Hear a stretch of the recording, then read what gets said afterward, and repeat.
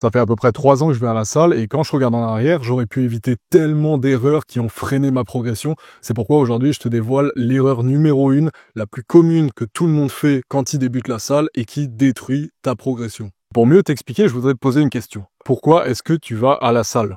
Est-ce que c'est pour prendre du muscle? Est-ce que c'est pour avoir un physique esthétique? Est-ce que c'est juste pour dire que tu vas à la salle? Ou est-ce que c'est pour prendre de la force, par exemple? C'est important de se poser ce genre de questions parce qu'elles vont guider justement ta façon de t'entraîner et les erreurs que tu dois éviter à tout prix. Donc pour l'exemple, on va dire que tu vas à la salle pour prendre du muscle, comme 90% des gens, pour prendre du muscle et se développer physiquement. Si ton simple but c'est de prendre du muscle, alors pourquoi tu t'entraînes comme ça? Vraiment, je te pose la question, pourquoi tu t'entraînes comme ça? Ces derniers temps, j'ai vu beaucoup de débutants à la salle, parce que c'est la période, tu sais, c'est les fêtes, c'est bientôt le début de la nouvelle année, donc les bonnes résolutions, ça y est, je vais commencer la salle, tout ça. Ils font quasiment tous la même erreur, et même ceux qui ont déjà 1 an ou 2 ans de pratique. Et c'est pas possible de laisser passer ça. En fait, je les vois, les mecs qui font leurs séances, donc les exercices, ils les ont trouvés sur YouTube. Donc un guide, voilà comment prendre des pecs par exemple, ils font ce qu'un youtubeur a dit, par exemple un youtubeur muscu qui a déjà des années et des années de musculation, qui leur dit voilà tu commences par le bench, ensuite tu fais un écarté halter, un écarté incliné, ensuite tu prends la poulie vis-à-vis, tu fais 3 x 15, enfin bref, ils prennent un programme qui est déjà fait, qu'un youtubeur fitness leur a donné, mais outre le fait que le programme n'est pas du tout adapté à eux parce que parfois ils vont te sortir des gros exos, genre le développé couché à la barre, alors que quand t'as jamais fait de musculation, commencer directement avec ce genre d'exo, ça va être compliqué. Et ça va être compliqué surtout pour une bonne raison. Les mecs qui débutent la salle, et tu te reconnais peut-être dedans, en fait c'est peut-être inconscient chez toi, mais tu te compares beaucoup trop à ce que tu vois sur les réseaux sociaux. Non seulement au physique des autres, des gens qui ont des années et des années de muscu, mais notamment aussi avec les charges qu'ils soulèvent. Et je pense vraiment que c'est problématique et ça explique en partie pourquoi les débutants mettent trop lourd. Sérieusement, je te jure, je vois des gars, ils commencent la salle, donc comme tout le monde, on commence à 0, ils pèsent même pas 55 kilos, les mecs, ils sont super fins, et après, je les vois tenter de faire un développé halter à 24 kilos de chaque bras. Non mais qu'est-ce que c'est que ça? Tout ça parce que les mecs ont été conditionnés par les réseaux sociaux, par des physiques incroyables, et leur ego en fait est touché.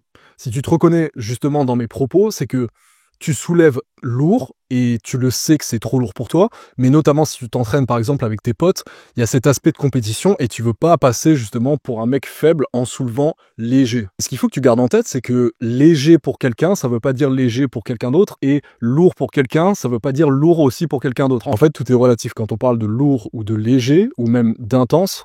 En fait, ça dépend de chaque personne. Donc, le truc que tu fais, c'est que tu te dis, ok, les haltères là ils sont gros et tout, ils vont me prendre pour un bonhomme si je soulève lourd.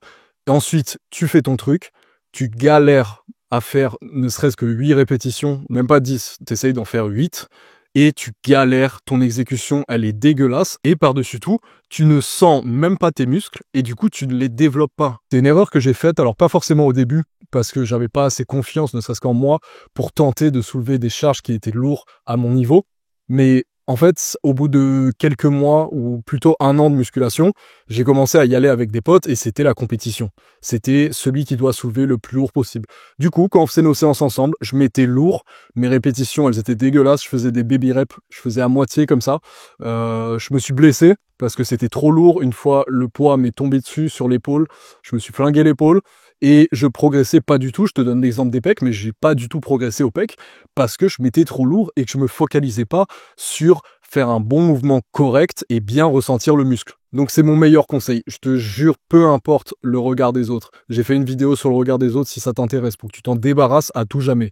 Mais c'est lié au regard des autres ou de tes potes à cause de ta peur de paraître faible, alors que t'es un débutant, c'est normal, on débute tous quelque part.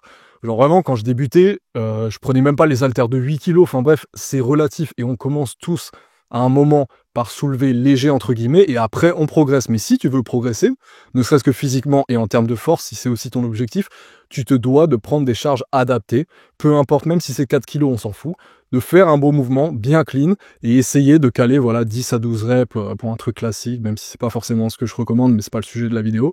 Mais de faire en sorte que ce soit le plus lourd possible, mais que ça te permette aussi d'avoir un mouvement propre et où tu arrives à ressentir ton muscle travailler. Ça peut te paraître comme une évidence, mais peut-être que tu n'en es même pas conscient. Il y a tellement d'exercices où en fait tu triches en t'aidant d'autres muscles pour essayer de compenser le manque de force, et essaye de revoir tes séances de musculation et te dire objectivement, est-ce que là, c'est pas un peu trop lourd? Parce que, par exemple, ne serait-ce que mes dernières reps, elles comptent même pas puisque le mouvement est dégueulasse et je m'aide de plein d'autres muscles et en fait, c'est contre-productif. Donc vraiment, baisse le poids ou alors baisse les répétitions. Si ton objectif, c'est vraiment de faire de la force, évite de faire du 10 répétitions, mais plutôt, voilà, 4, 6 répétitions, grand maximum. Mais il faut que tu ajustes absolument selon tes objectifs, tes charges. Si t'as bien aimé cette vidéo, mon ami, je t'invite tout de suite à rejoindre l'équipage. Je te souhaite une excellente soirée ou une très bonne journée, mon ami. On se retrouve très vite. Ciao.